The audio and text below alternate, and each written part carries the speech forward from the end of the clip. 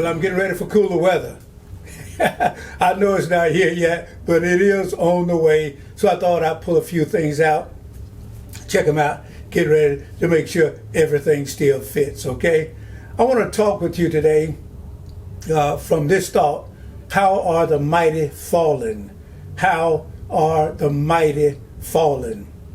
And let me say welcome to this Thursday. Normally I would say Thursday morning, but it's Thursday afternoon. Had a busy day, but I still made it. Thursday afternoon, October the 14th, 2021. And there's a scripture, and most of you probably already recognize it, that says, how are the mighty fallen, and the weapons of war perished.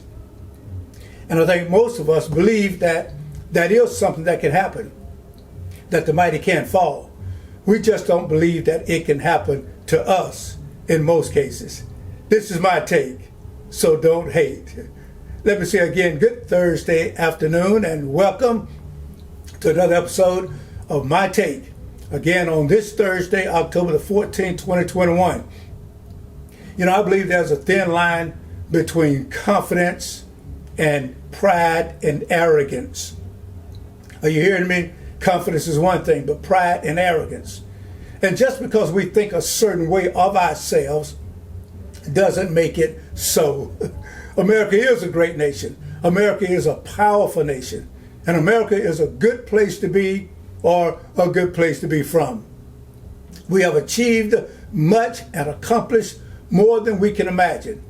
But much of our success is owed to peoples from around the world who either came here or were brought here because of what they had to offer.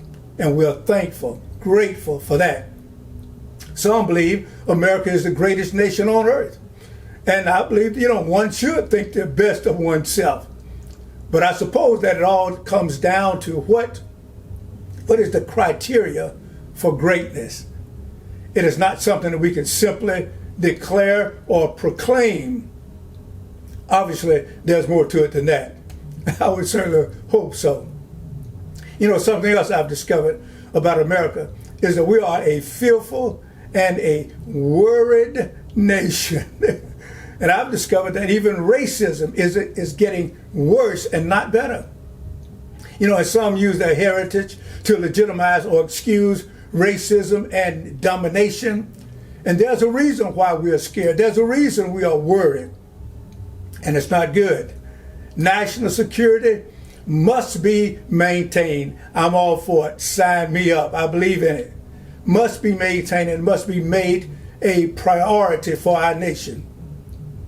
But if we're all that secure, what makes us so afraid? Why are we so scared? Why are we so worried?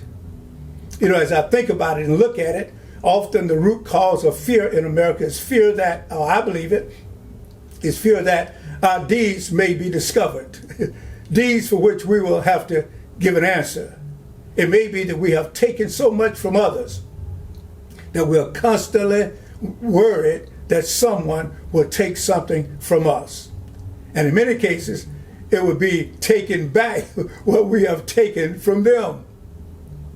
It's no small wonder that we worry. We should, because we are vulnerable and we are at risk.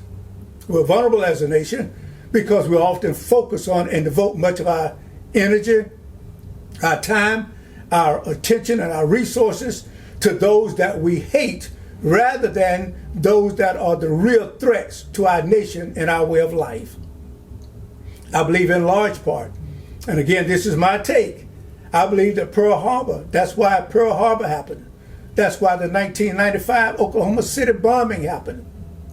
That's why 9/11 and many other American tragedies happened and will continue to happen.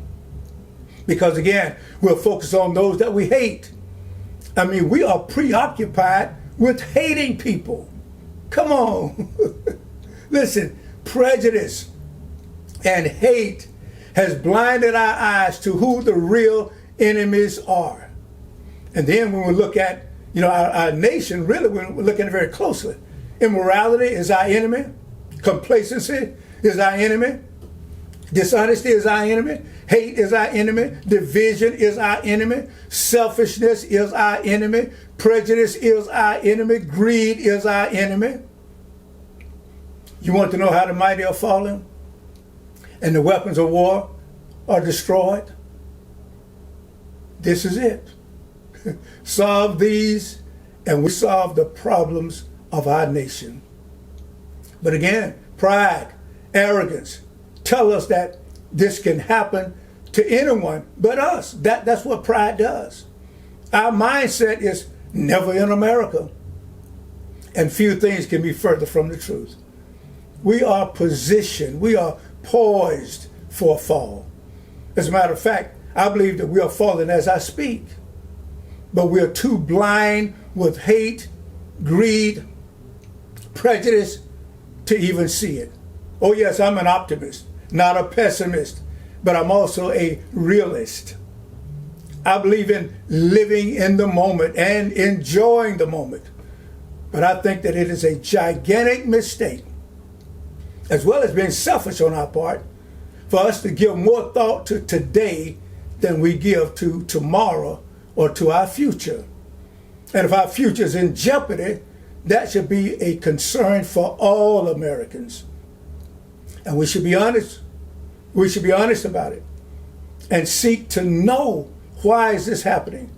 Not only consider what has happened, but consider what is happening and what could possibly happen in the future. Listen, my friend, the American people have lost faith and confidence and trust in our system, in our government, and especially in the politicians who are responsible for maintaining our what's supposed to be a democratic system. And at the risk of repeating myself, we're not a nation of the people, by the people, or for the people. What we are now amounts to a nation, yes, by the people, but of and for big business and big government. You know something? I am so fed up with corporate America, corrupt politicians, and the government using fake patriotism to manipulate and exploit the American people. Yep, that's what I call it, fake patriotism. And America is using fake patriotism.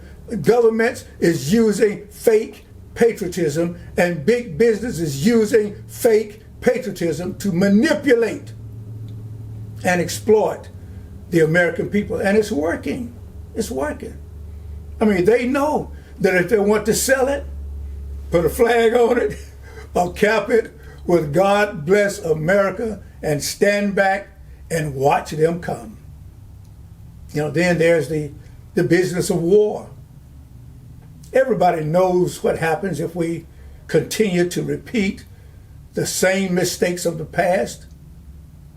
You know, but as it turns out, what America does in war and with war is no mistake. Now, I know that sounds strange, but hold on. They know exactly what they're doing. Big business, politicians, the government know exactly what they're doing. It's no mistake. There's no expectation to do better just because we learn better. The only lesson that it seems that we are interested in as a nation is the hidden lesson that war is profitable. It is profitable for the politicians. It is profitable for big business. It's profitable while people are dying. We are a nation that is driven by greed. And if we live by greed, we shall die by greed. When you look at the disasters of Vietnam, Iraq, and Afghanistan, and of course there have been others, you would think that we have learned by now how to actually avoid war or how to actually engage in war and win a war. Let me tell you something, my friend. I love America. I am an American. I support America. But can I tell you something? There was no victory in Vietnam. There was no victory in Iraq. And after almost 20 years of occupation, there was certainly no victory in Afghanistan. Are you hearing what I'm saying? What happened in Afghanistan? We saw the results of it just recently. What happened? After all that time, all that money, what happened? The same thing that happens in so many other wars. The rich get richer, the problems remain the same, and the people continue to suffer. Considering what happened in Afghanistan and to Afghanistan, since that's not only our most recent disaster, but it is the longest war that America has been engaged in, with Vietnam being the second longest. And we have to ask ourselves, what were we doing there in the first place? All that we poured into that country and those countries, all the lives that have been lost. And after almost 20 years of resources that could have been used for the people of America, wasted, gone, and for what? And that's not the Democrats. That's not the Republicans. That's the underground, corrupt American system and practice that has been operating for years. War is no longer about national security or national defense. It has become more about American expansionism and make the money and run, take the money and run. War has become big business, and the youth, the young men and women of America, are paying the price for our greed and corruption with their lives. You know, it's easy to blame the Afghans, easy to talk about them and how they buckled. But what happened to all the contractors, the hired killers, all the manpower that was there for so long, supposedly teaching, training, and equipping, and preparing the Afghans to defend themselves and defend their country? What happened to the millions upon millions of dollars spent on that war? I'll tell you what happened.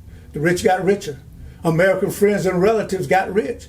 The problems remained the same. And the people of Afghanistan continue to suffer. Locally, while we are cussing and fussing about Mexicans and other immigrants coming to America, taking our jobs, I want to know when are we going to address the American companies that are taking much of their operation overseas? You know why? For greater profit and less regulation, which leads to less oversight, which leads to inferior and sometimes dangerous or deadly products. And in some cases, companies are promoting their products as American made or made in America. But they are neither made in America nor made by Americans. The best case scenario may be that they are maybe assembled in America and then sold to Americans. But even that is questionable. Until and unless we honestly own and address and correct our problems as a nation, we're facing some serious threats. That's how the mighty are fallen and the weapons of war destroyed. It would be due to evil and corruption, and it would be due to loss of trust and faith in our nation that will cause the erosion, the deterioration, and the ultimate implosion of America. When lies are acceptable and deceit is routine, when we tolerate and turn a blind eye to spiritual and moral decay in America, and when corruption becomes a normal way of doing business, and when we ignore the signs of the time, we are in the danger zone and walking on shaky ground. No, you can't see it now, not with the naked eye, the natural eye, because we're kept busy. We're preoccupied with pleasure, surface success, entertainment, and ease in Zion. Now that's my take. What do you have to say? Go ahead. You can sound off. You have just as much right to speak as I do. Thank you for joining us, and I'll see you next time.